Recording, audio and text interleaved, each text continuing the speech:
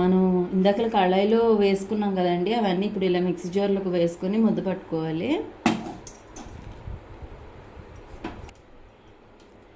ఈ విధంగా మిక్సీ పట్టుకున్నామండి.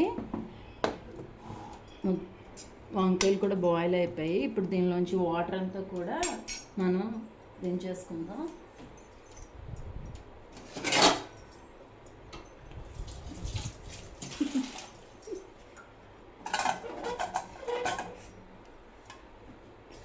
ఈ విధంగా వాటర్ అంతా డ్రైన్ చేసుకుంటాం. ఇప్పుడు వంకాయలు అయితే ఈ విధంగా డ్రై అయిపోతాయి, రెడీగా మనం కర్రీ చేయడానికి.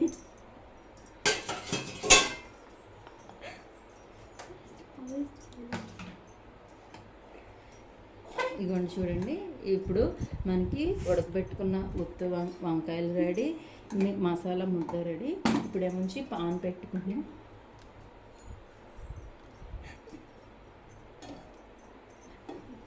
ఇప్పుడైతే పొయ్యి వెలిగించుకుంటున్నామండి.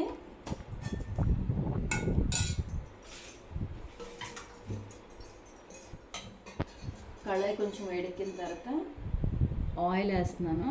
వంకాయ పెట్టుకొని ఫ్రై చేసుకోవడానికి జస్ట్ కొంచెం వేస్తున్నాను.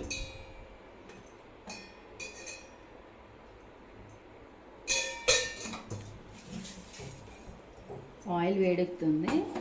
ఈలోపు మనం ఇప్పుడు ఈ వంకాయ ఉంది కదా, దీన్ని ఇలా ఇలా చూసారా అలా వస్తుంది చక్కగా. ఇప్పుడేమోంచి ఈ గ్రేవీ ఉంది కదా, ఈ గ్రేవీని ఇందులో ఇలా పెట్టుకోవాలి.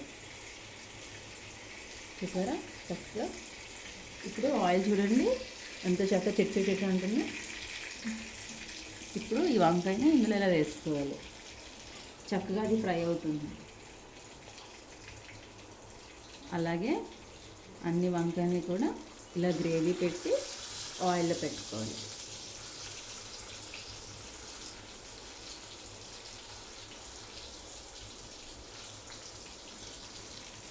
ఈ విధంగా అన్ని వంకాయల్ని ముద్ద పెట్టి గ్రేవీలో పెట్టుకుని ఆయిల్లో ఫ్రై చేయించుకోవాలి.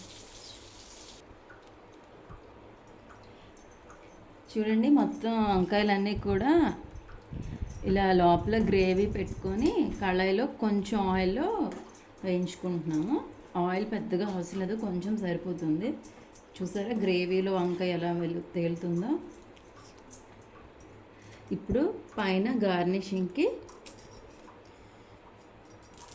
కొంచెం కొత్తిమీర,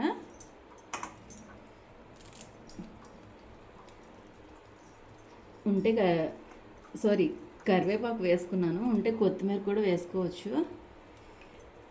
అండ్ కొంచెం నేనైతే టేస్ట్ కోసం కొంచెం పన్నీర్ కూడా వేస్తున్నాను. ఇది హోమ్ మేడ్ అండి, పన్నీర్ ఉంటే వేసుకోవచ్చు, లేదంటే ఏం కంపల్సరీ కాదు. నేనైతే కొంచెం టేస్ట్ బాగుంటుంది ఇంకొంచెం అని చెప్పి వేస్తున్నాను.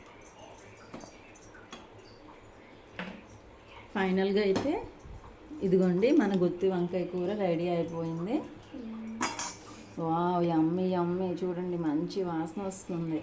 చూడండి గుత్తి వంకాయ భలే ఉంది కదా. వేడి వేడి అన్నంలో గుత్తి వంకాయ కూర వేసుకుని తింటే సూపర్ ఉంటుంది. మీరు కూడా ఇంట్లో తయారు చేసుకుని టేస్ట్ ఎంజాయ్ చేయండి. మా ఛానల్ని లైక్ చేయండి, షేర్ చేయండి, సబ్స్క్రైబ్ చేయండి. Thank you.